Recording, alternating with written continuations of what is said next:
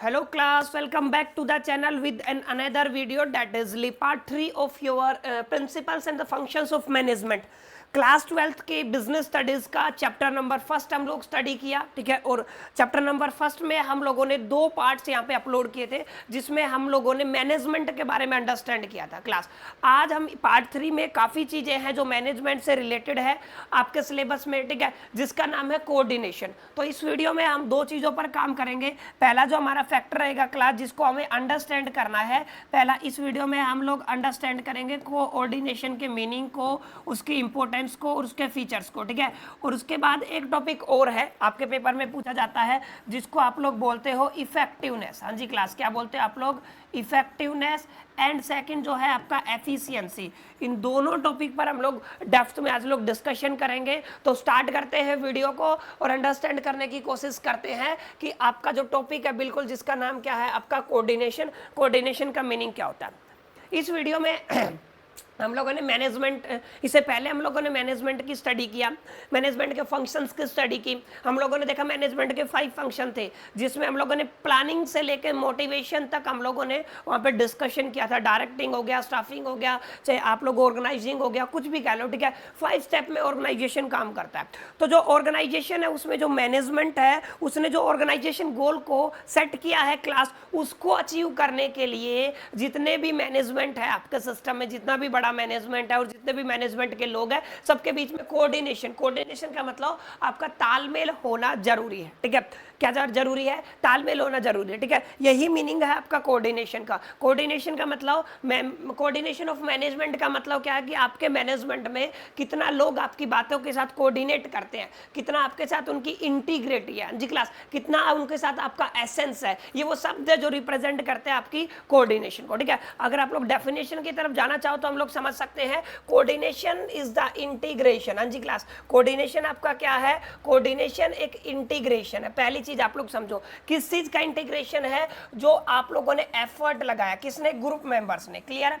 जो भी group members थे, क्योंकि हम लोगों ने मैनेजमेंट का मतलब क्या है? ऑल अबाउट टीम, टीम का मतलब ग्रुप मेंबर्स, ठीक है। और जो ग्रुप मेंबर्स ने जो भी एफर्ट्स लगाए, उनका इंटीग्रेशन, उनका एसेंस, क्लियर है, वो क्या कहलाता है? आपका कोऑर्डिनेशन, ठीक है। और इनका जो आप लोग देखोगे integration of the effort of the group member, so that ये क्या प्रोवाइड कर सके? सबसे इंपॉर्टेंट बात है क्लास, यूनिटी ऑफ एक्शन। क्या प्रोवाइड कर सके? Unity of action. जो ऑर्गेनाइजेशनल गोल आप लोगों ने क्या किया है? सेट किया है, उसको अचीव करने के लिए, हाँ जी क्लास, उसको क्या करने के लिए? अचीव करने के लिए ये क्या प्रोवाइड करते हैं? Unity of action. तो डेफिनेशन की अगर मैं बात करूं तो क्लास क्या हो गया आपका definition? Coordination is the integration of the efforts of the group members so as to provide the unity of the action, unity of action to achieve the organizational goal। जो भी organizational goal है management ने set किया है, upper level management ने, middle level management ने, जो भी आपके गोल सेट हुए हैं उनको अचीव करने के लिए यूनिटी ऑफ एक्शन प्रोवाइड करता है। कब? कोऑर्डिनेशन, जब इंटीग्रेट होता है, जिसमें भी उतने ग्रुप मेंबर है उन सबका एफर्ट कलेक्टिव फॉर्म में, ठीक है। तो आप लोग क्या कह सकते हो? आप लोग कह सकते हो इसको क्या कहते हो आप लोग? कोऑर्डिनेशन। और ध्यान से समझे, coordination is the essence. Coordination क्या है? एसेंस। एक फैक्टर होता है जिसको हम अपनी मर्जी से करें या नहीं करें, ठीक है, ये लाजमी है, ये मस्ट है। यानी कि अगर आप लोगों को सिस्टम चलाना है, तो आपको मैनेजमेंट चलाना है, तो आपके मैनेजमेंट में क्लास एसेंस, एक तरीके से आप लोग कह सकते हो कोऑर्डिनेशन होना बहुत जरूरी है, ठीक है। अब ये 3 पॉइंट है जहां से क्वेश्चन एक एक नंबर में बनता है क्लास, ध्यान से समझे। पहला पॉइंट क्या है? It is need to perform all the functions of management. Management के जितने भी फंक्शन है जी क्लास, मैनेजमेंट के जितने भी फंक्शन है, तो टोटल कितने फंक्शन है? 5 फंक्शन आप लोगों ने पढ़े। अगर आप लोगों ने नहीं पढ़ी है तो मैं लिंक में वीडियो का डिस्क्रिप्शन में वीडियो का लिंक दे दूंगा, आप लोग जाके स्टडी कर सकते हो। 5 आपके फंक्शंस है, जिसमें आप लोग क्या कहते हो? आप लोग सबसे पहले प्लानिंग करते हो। आई हाँ जी क्लास, आप लोगों ने पढ़ा होगा। आप लोग क्या करते हो? प्लानिंग करते हो, फिर आप ऑर्गेनाइजिंग करते हो, फिर आप लोग स्टाफिंग करते हो, क्लियर है, फिर उनको डायरेक्टिंग करते हो, ठीक है, और फिर क्या करते हो आप लोग? क्लास उनको करते हो आप लोग कंट्रोलिंग। तो ये 5 स्टेप्स थे मैनेजमेंट के, ठीक है। और 3 लेवल का मैनेजमेंट था, यानी कि हर एक स्टेप में आपको कोऑर्डिनेशन की जरूरत है। यानी कि planning needs coordination, organizing needs coordination, staffing needs coordination, directing needs coordination and controlling needs coordination. Every function of management have a need to coordination. हर एक जो भी फंक्शन है आपके मैनेजमेंट के, सबको किसकी ज़रूरत होती है क्लास? आपके कोऑर्डिनेशन की. बिना कोऑर्डिनेशन के आप जो भी ऑपरेशंस और ऑपरेशनल एक्टिविटी करना चाहते हो अप्लाई नहीं होंगे सिस्टम पे, और आपका सिस्टम स्मूथली चल नहीं पाएगा. आप कह सकते हो इन मोस्ट केसेस चलेगा ही नहीं. ठीक है. और दूसरा इंपॉर्टेंट बात है, it requires at all level. All level का मतलब हम लोगों ने क्लास पढ़ा हुआ है, आप लोगों ने 3 मैनेजमेंट पढ़े हुए थे. ठीक है, 3 लेवल पढ़े हुए थे. ये है आपका टॉप लेवल. ठीक है, ये है आपका मिडल लेवल, आप लोगों ने पढ़ा हुआ है. क्लियर है कि नहीं? और ये है आपका लोअर लेवल. हाँ जी क्लास. ठीक है, ये क्या है आपका लोअर लेवल. तो 3 लेवल मैनेजमेंट के थे, टॉप लेवल, मिडल लेवल और लोअर लेवल. हर एक लेवल के ऊपर आपको कोऑर्डिनेशन की जरूरत पड़ेगी, हर एक स्टेप में आपको कोऑर्डिनेशन की जरूरत पड़ेगी, और हर एक फंक्शन में आपको क्या पड़ेगी क्लास? कोऑर्डिनेशन की जरूरत पड़ेगी. Coordination is the most important function of organization. किसी भी ऑर्गेनाइजेशन का सबसे इंपॉर्टेंट जो फंक्शन है क्लास वो क्या होता है? कोऑर्डिनेशन.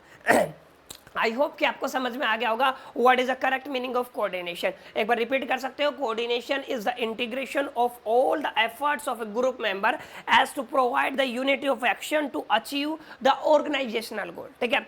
और अगर मैं बात करूं हर एक फंक्शन में मैनेजमेंट के, हर एक लेवल में मैनेजमेंट के, और किसी भी ऑर्गेनाइजेशनल में सबसे जो फंक्शन से इंपॉर्टेंट जो फंक्शन होता है वो क्या होता है क्लास? आपका कोऑर्डिनेशन. उम्मीद करता हूँ यहाँ तक आपको समझ में आया होगा. अब सबसे इंपॉर्टेंट बात है आपकी इंपॉर्टेंस ऑफ कोऑर्डिनेशन. कोऑर्डिनेशन आपका इंपॉर्टेंस क्यों रखता है? क्या मतलब है? क्या इंपॉर्टेंट है? क्या अपनी इंपॉर्टेंस है किसकी? कोऑर्डिनेशन की. तो सबसे पहला जो पॉइंट मैंने क्लास लिखा है, ग्रोथ इन साइज. ठीक है, जब ऑर्गेनाइजेशन को आपको ग्रोथ देना है, ऑर्गेनाइजेशनल का जो साइज आपको बड़ा करना है. ठीक है, बड़े लेवल पे जितना बड़ा आपका ऑर्गेनाइजेशन होता जाएगा क्लास, उतनी ही आपको कोऑर्डिनेशन की जरूरत पड़ती जाएगी, क्योंकि विदाउट कोऑर्डिनेशन जो भी आप लोग डिसीजंस लोगे, जो भी एक्शंस लोगे, उसमें आपको डिफिकल्टी होगी, आप लोग कम्युनिकेट नहीं कर पाओगे, मिसअंडरस्टैंडिंग होगी, कॉन्फ्लिक्ट होगा, सिस्टम वहीं पे कोलैप्स हो जाएगा. बड़ी चीजें, बड़ा सिस्टम आपका बन नहीं पाएगा. तो अगर आपको सिस्टम बड़ा करना है, ऑर्गेनाइजेशन का साइज बड़ा करना है, यानी कि ग्रोथ इन साइज करना है ऑर्गेनाइजेशन के, तो you have a need to coordination. आपको किसकी जरूरत है? कोऑर्डिनेशन की. That is the most important feature, that is the most important term that is related to the coordination, आप लोग कह सकते हो. क्लियर? तो कोऑर्डिनेशन सबसे ज्यादा किस में जरूरी है? सबसे इंपॉर्टेंस क्या कोऑर्डिनेशन की? Growth in size. अच्छा, एक इंपॉर्टेंट बात है फंक्शनल डिफरेंशिएशन. मतलब अलग अलग कामों के लिए अलग अलग डिफरेंशिएशन, आप लोग कह सकते हो अलग अलग कामों के लिए अलग अलग लोग. ठीक है, उसमें आपको कोऑर्डिनेशन की जरूरत पड़ेगी. ठीक है, मान लो एक पर्टिकुलर पर्सन है ए, इसको एक वर्क अलॉट किया. ठीक है, अब ये अगर इसे प्रॉपर कोऑर्डिनेट नहीं करेगा तो ये अपने काम को नहीं कर पाएगा, क्योंकि हर एक आदमी अपने अपने फील्ड में क्या है? स्पेशलाइज्ड है. क्या है आपका? स्पेशलाइज्ड. ठीक है, तो इन दोनों चीजों को, यानी कि function of differentiation and specialization, ये अपनी क्या है? इंपॉर्टेंट फीचर है. आप लोग इंपॉर्टेंस कर सकते हो किसकी? कोऑर्डिनेशन की. तो तीनों पॉइंट उम्मीद करता हूं क्लास आपको समझ में आया होगा, और तीनों पॉइंट आप लोग अच्छे से नोट करोगे और समझ चुके होगे. ठीक है, क्या मतलब हुआ इसका? आपका growth in size, functional differentiation,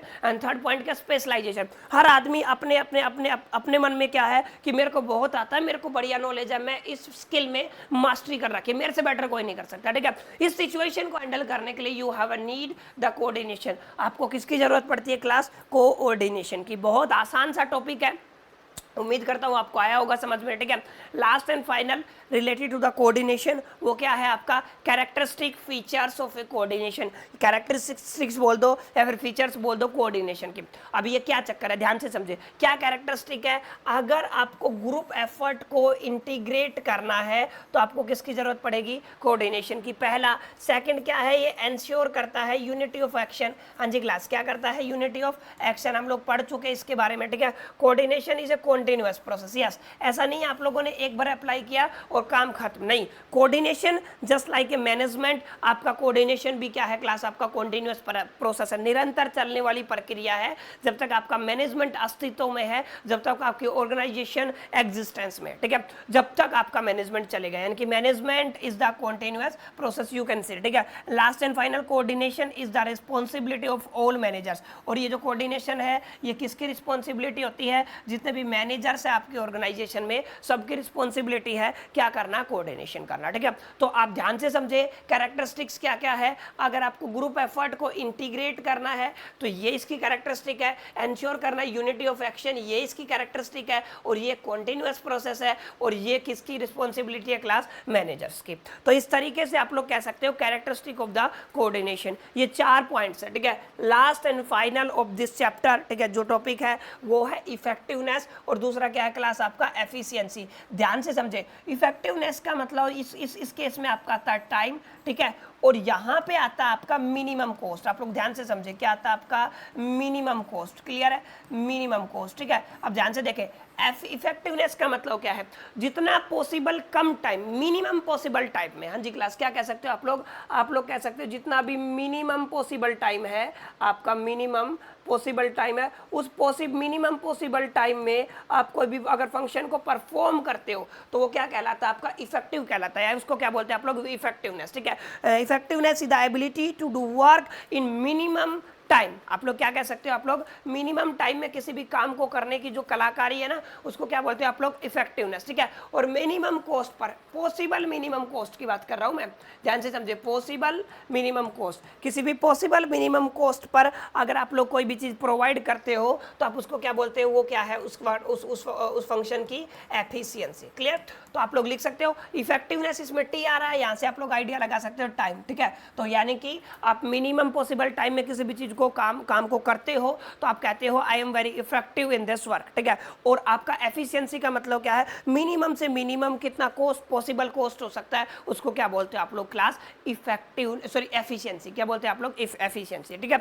I hope कि ये क्लास आपको समझ में आई होगी, अच्छा लगा होगा वीडियो, और समझ में आया होगा कोऑर्डिनेशन क्या होता है, क्या उसका मीनिंग होता है, क्या उसकी फीचर्स होती है, ठीक है, क्या उसकी कैरेक्टरिस्टिक्स होती है, और इफेक्टिवनेस और एफिशिएंसी का आपको मतलब समझ में आया होगा, ठीक है।